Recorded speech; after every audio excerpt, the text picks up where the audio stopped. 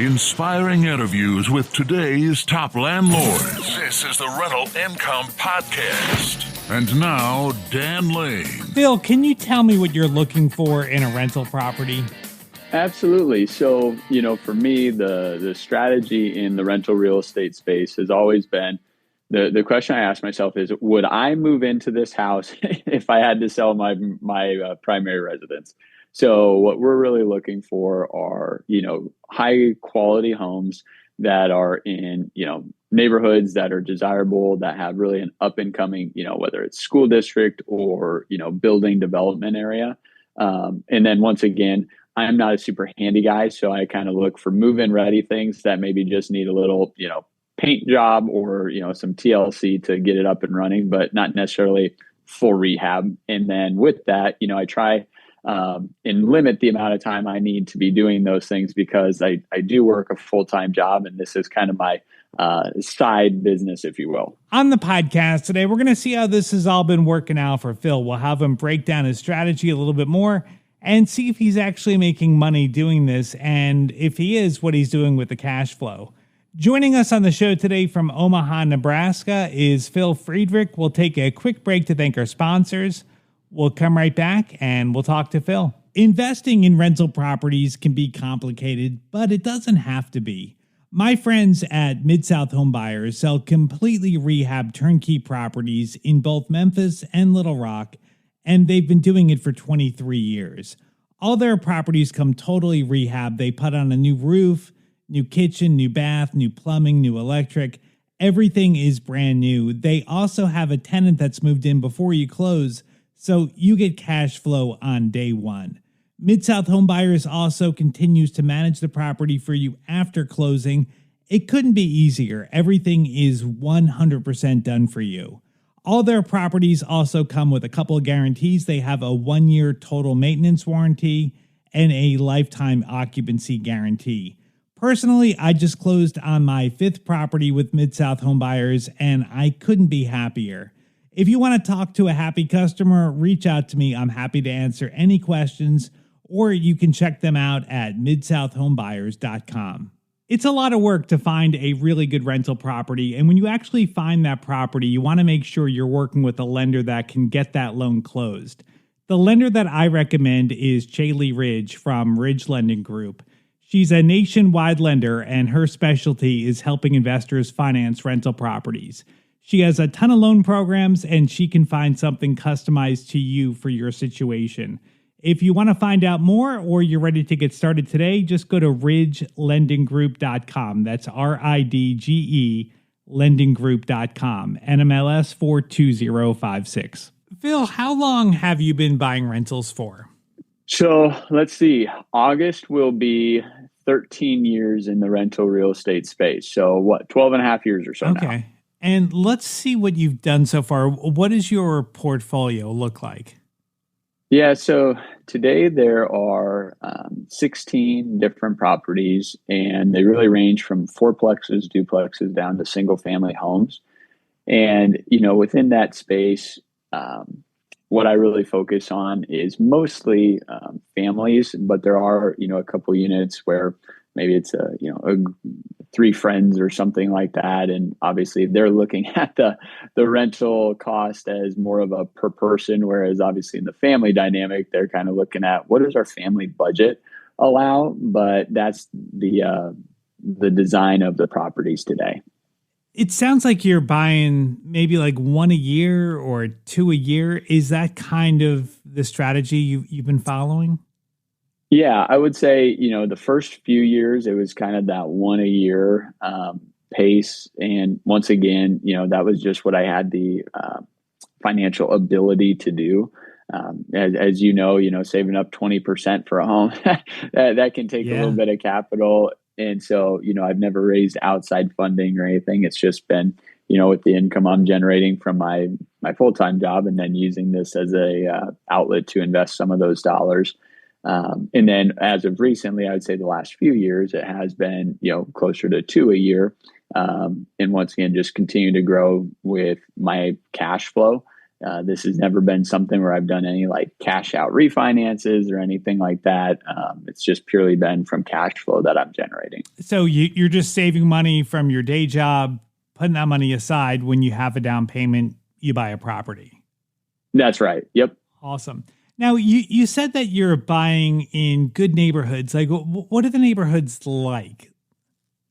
Yeah. So, I'm in Nebraska, and one thing that I always focus on is, how do the school districts rate? And what I know is that people want to send their kids to school districts that have a good reputation. And so that's been a focus of mine is how do we, purchase properties in those types of school districts? And within that, what I found, one of the properties I'm just thinking of, I had a lady move from Florida, and I got a reach out from her, and she goes, "Hey, I'm moving from Florida. I Googled, best neighborhoods in Omaha, Nebraska, and this area came up, and I know you have a rental property there. Would you be open to having me rent from you?" And I just go, thank goodness it was in a great school district, because, she found me that way. So that's definitely been a benefit to me. And it sounds like you're keeping the properties in good shape. You mentioned at the beginning that you would live in any of your properties if you had to. Yes. Yeah. So that's a big focus of mine. And, obviously after having done this for, 12, 13 years, you've got the stories of people that don't treat your properties as well as you would have liked. But one thing that's been helpful for me is just making sure that the tenant knows, hey, if there's anything that happens, like, call me sooner rather than later. Unfortunately, sometimes small problems can become big problems if they're not handled quickly. Right. So that's a big emphasis for me is, hey, let me know as soon as you realize there's something going on. And now, as far as management, are you self-managing everything? I am self-managing. So, Okay. The 9:18 p.m. phone calls about this or that still come my way. Now, the one thing I will mention there that has been a game changer and very impactful for me is I've tried to cultivate really strong relationships with, someone that's in the HVAC world, someone that's in the electric world, someone in the plumbing world, the handyman. And what I share with all of them is, hey, I'm not going to call and get 3 or 4 quotes. And I don't want to spend my time doing that. But what I do have is I have an expectation that you guys will make sure fixing, my problem is a high priority. Mm-hmm. And so I probably pay a little bit of a premium, or at least I'm probably paying a normal price. I'm not getting the lowest possible fixing price, but it also makes it a little easier for me to self-manage, because I get the phone call from the tenant. I then call, the plumber, and I know they're going to be there within the next 24 hours to fix the issue. Once again, I'm not necessarily getting the lowest cost price on that, but I'm at least getting the consistent person that I know, I trust, I respect, that's going to do a good job. Yeah. And they're getting it done in a really timely manner. Yeah. And I think sometimes it makes sense to pay a little more for good service. So I think that makes a lot of sense. So you're never doing a repair yourself. You're always going to hand it off to a contractor. If I tried to do the repair myself, I would probably create a second problem. So yeah, I don't. Now, if it's like, hey, there's branches that fell down from a windstorm or something, like I could go pick those things up. Yeah. But if it's something that's emergent or needs attention quickly or highly detailed, yeah, I'm letting that to the professional. With all of your rentals and all the tenants you have going on, like, does your phone ring a lot, or what's it like on a typical day? Yeah, well, so one thing that I'll mention, and I just believe this wholeheartedly, is because we're buying good properties that have, a strong presence already, I feel like we do get a little less phone call, or a few less phone calls. Now, as I say that, I should knock on wood, because I'll probably have my phone blow up today from, right. A multitude of people. But the reality is, it goes in ebbs and flows. There's certain times or certain months where I'm like, gosh, why the heck am I doing this? I get so many phone calls. And then there's other months where you go, one phone call, that's not a very big deal. I can absolutely manage that. So What I would share is, it's not too many where I'm like, I need to get a property manager, But there are those months where, for whatever reason, it's just the way, the houses were operating, that they do come in a bit more frequently. It's always the way it works. It's like everything just kind of hits at once. That's right. That's right. Yeah. So with your job, like, do you have a lot of flexibility to deal with stuff? I know, some people have jobs where maybe you can't take a phone call, or, you can't stop what you're doing to deal with a tenant issue. Like with your job, do you have flexibility there? Yeah, so I do. So outside of the rental practice or rental business, I run a financial planning practice. And so, I do that for myself, which that does give me a lot of autonomy. Hey, if someone calls me today and I need to take care of something, to your point, I don't necessarily have a manager or someone that's saying, hey, you said you were going to get these things done today. You need to get it done. There is quite a bit of flexibility. Now, what I will say with that, I try not to have that impede my working hours. Most things I try and take care of in, at late afternoons, early evenings, opposed to, at 11 a.m. when I, could be working on a different job. But, once again, things happen, right? It's a house. Sometimes X, Y, and Z pops up, and it needs to be taken care of right then and there. So I do have quite a bit of flexibility to manage that or handle it when I need to. Now, what about when you have a turnover and you've got to show the property to new prospective tenants? Is that like a big time suck, like just taking the calls and then going over to the property to meet people? Yeah, so it certainly can be. Now, one thing I will say, I think, a lot of profitability in properties and rentals doesn't come from the property you buy. It comes from the tenant you have. A bad tenant, if they, don't treat the property well, I mean, that can put you back 3-4 years of revenue from that single property. Right. And I still love, shaking someone's hand and meeting them at the place and just, getting to know them for whatever it is, 15 minutes of a walkthrough. I think you can learn a lot about a person just in the time you spend with them. So although it isn't my favorite way to spend my time, I do think, hey, as unfortunate of an hour of time or, whatever it is to show the property, I always sleep a bit better and feel better knowing I've met that person, opposed to using, the property management company and just really delegating that task to them. For the properties you own, like, would you say the neighborhoods are like A-class neighborhoods, like the best neighborhoods, or a step down, like maybe the B class? Like, where would you put the properties? Yeah, I would say probably in like the B to B plus range. Okay. It's good homes. There's certainly not the most expensive homes in the town. It's like very, I would say, I was raised in kind of like what you probably categorize as middle class. And I would say it's very middle class. Okay. We're not worried about cockroaches in the house or anything like that. At the same token, there's not a gated entry into the home either. So, and now you've never been tempted to delve into like a lower rental, like say a lot of times with C-class rentals, you can get a better return because maybe the properties are older or they're gonna need more upkeep. Like, have you ever been tempted to get into those properties to see if you could get a higher return?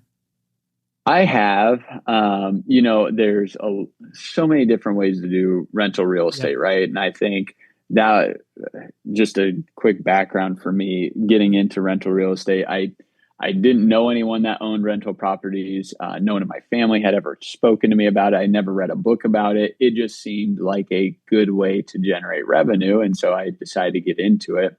And then as I progressively got into it further and further, I learned, man, people throw around the term rental real estate, and to everyone that's doing it, it means something different, right? Some people are apartments, some people are commercial, some people are triple net leases, right? I mean, there are so many ways to do this thing. And what I found, to your specific question of have you ever been tempted? I was tempted by the financial ability of it. I wasn't attracted to the potential additional time or projects that it could, require or qualify from me. And so as I looked at that, I said, although there might be a larger margin here, the potential for, bigger projects or the potential for the additional financial contribution because of X, Y, and Z. I said, I don't know that that's overly attractive to me at this point. So for me today, I agree with you, and I've seen, how it could be a higher profit margin. I guess the risk side or the potential time side to me is not worth it at this point, or I've decided that for myself. Yeah, I think in your situation, that makes a lot of sense. I mean, you've got a job, you're busy. It sounds like you don't want to get involved in a rehab project. You want to buy a property and have it be pretty hands off. Yep. Yeah. I mean, that's a great way to describe that. Yeah. I know. Let's talk about how you got started. So you said that you had never read a book. You just kind of did this. How did you buy your first property? Yeah. So rewind the clock. I'm about 22 years old and growing my financial planning practice. And I'm sitting down with this potential client and his wife, and they are just telling me about, hey, we're in the process of building a new home and we want to sell our home so that way we don't run the risk of having two mortgages when our new home is finished. And, I liked their house. I thought it was in a good, part of the town I was in, and, it was a good spot. And so I just made an offhanded comment and I said, well, what are you selling it for? And they told me, and I said, well, if you'd be willing to get rid of your real estate agent, no offense to any real estate agents, but I was like, if you get rid of your real estate agent, that would save you guys a fee, or potentially both of us if we had to split it. And then, what I would do is I would have you could rent it from me until your house is done. And they thought that sounded great. They were married, 2 kiddos, and they were not wanting to move, get a storage unit, all those things that they would have to do. And so I said all that, and I said, hey, here's the price I would need to be at. And then the next day I got a phone call and they said, hey, we're not sure if we actually sold you our house or not last night. And I said, well, yeah, as long as you're okay with, getting rid of the real estate agent and dropping the price down to what we agreed upon last night, then I would love to buy it from you and you could rent it back from me until, your new home is finished. And so that's how I got started. That was the first property that I purchased. And, the benefit for me is I had a good tenant in there already. And, they were going to treat the house well. And also I didn't have to worry about where was, the first month's mortgage payment going to come from. They were already in there. And without having an agent and being young and doing this for your first time, did you know if you were getting a good price, or did you know to do an inspection, or were there a lot of landmines there that you didn't know about? So, good question. What I would say is I knew the bare bones basics of the numbers worked where it could be profitable. I knew I should get a home inspection done, so I had that done, and there were no major red flags that came back from that. I will say, in hindsight, there was a little bit of just naivety in it, right? I didn't get a disclosure document from them. I didn't know what age the AC unit was, right? I didn't know any of those things. Yeah. I was just like, well, the AC is working, so, it must be fine. I wasn't probably well versed in thinking, oh, well, the AC unit's, 18 years old. In 2 years, I might need to buy a new one. All right, what's the margins I need to be making to justify that? I didn't have that knowledge yet, but I did have enough knowledge to say, all right, the numbers on this, I know what rent in this area could get. I know what, homes like this have sold for.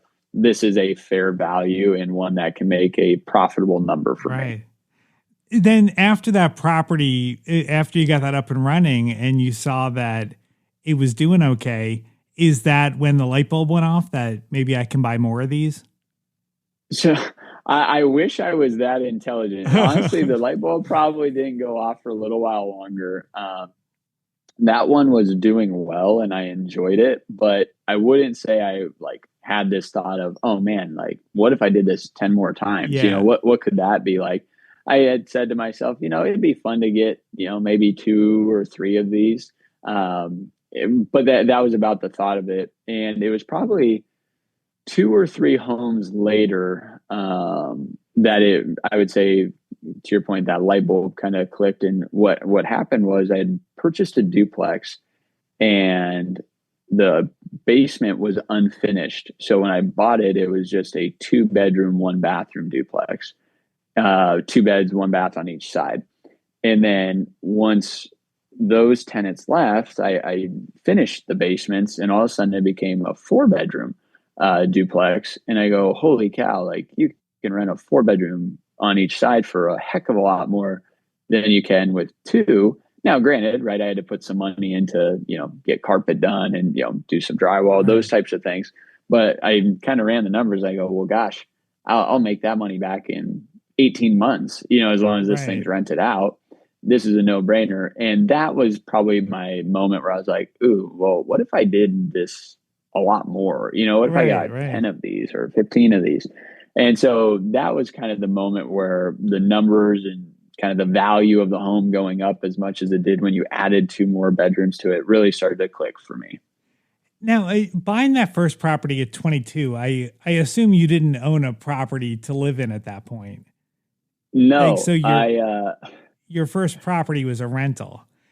Yeah. So I got a hard time from a lot of people for this. I think I actually owned like 8 rentals before I bought my first personal property. Wow. So I was renting, with some friends just to keep my lifestyle low, right? My cost of living was really low, and I was just graduating from college, and still wanted to be with my buddies, and so we were all kind of doing the renting thing. Well, the nice part of that for me was it made my cost of living so low that it allowed me to have, quite a bit of discretionary income that then I could be, dropping into purchasing rentals.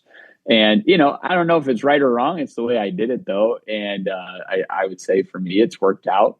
But no, I didn't buy my first property until I had probably already owned about 8 rental properties. Wow. And I was like, all right, I should probably get a property for myself now. No, I think your strategy is great. Just saving up money and buying a property when you can.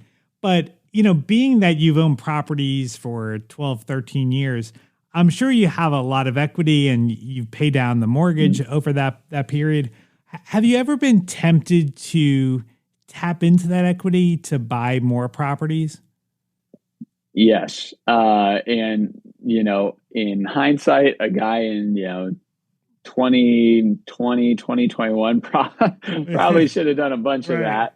I didn't, but, that was definitely a time frame where I was like, man, with interest rates so low, maybe this is something to consider and to get some funds. Now, I did refinance a couple properties just when interest rates were low, because it's like, well, why not? Right. But I didn't do any of the cash out part of it. I did leave all the equity in there, which, to your point, if I did a cash out refinance, I'd probably, be able to double the properties that I have overnight, in a very quick time frame. For me, I've always viewed it as, as I grow this, and, it's funny you say that, the first 2 properties that I purchased were 15-year notes. And so, I remember buying it, and you make those payments and you see that mortgage payment and you go, man, I paid $2,500 and $200 of it paid off the principal. Like what, how the heck am I ever going to, own this thing? And today, I look and I go, man, there's only, about 2 years left on, the first property that I bought. That's kind of crazy to think about. Yeah. And then I'll own that and it'll cash flow really well. But what I've always, kind of looked at there are, that idea of, well, once it's paid off, I can use that cash flow to maybe pay these others off quicker. Yep. And once again, that doesn't necessarily mean I'm going to grow my portfolio the fastest way possible, but it does lead to a spot where it's going to cash flow very quickly for me. When I do the numbers, I go, it's not crazy to think that after the first 2 or 3 are paid off, some of these could get paid off in, 15 years, sure, even though they might be on a 30-year mortgage. Right. Yeah. I mean, bigger isn't always better. I mean, I think, you've built your portfolio very steadily over time, and, especially with that first property getting ready to pay off. I mean, I think you're on a good path. I mean, I don't think you necessarily need to build a big portfolio if that's what you want to do. Well, yeah, and one, I appreciate that. Two, what I would even say is, if real estate had become such a large passion for me that I was wanting to, quit my day job, right, and, do something else entirely in real estate, I probably would be more inclined to do that because, well, gosh, if I could have 32 properties and I could get those to cash flow, well, man, an extra, few $100s from each property, that could probably, help my lifestyle quite a bit. But the way that I've really treated real estate for me personally, and once again, everyone listening has done it their own way and will do it, their own way, is I've really just treated real estate as its own business. I don't take money out of that business. I just let it all be in there for the properties. And, that's been a huge blessing for me because, when financial hiccups happen, last year we had 2 new HVAC systems that had to go in. Well, that wasn't cheap, but it was nice because it didn't impact my personal life at all because that money is different money than the real estate business money is. Phil has a podcast called Who Knew in the Moment. If you want to check it out, you can find it at rentalincomepodcast.com/episode 523. I'd like to thank Chaley Ridge from Ridge Lending Group for sponsoring today's episode. If you're looking to buy a rental property, whether you're just getting started or you want to add to your portfolio, reach out to Chaley. She has a ton of different loan programs, and she can find something that works for you. Her website is ridgelendinggroup.com, NMLS 42056. Thank you so much for checking out the podcast today. I put out a new episode every single Tuesday. If you hit the follow button, you'll get notified when the next episode comes out. My name is Dan Lane, and this has been the Rental Income Podcast.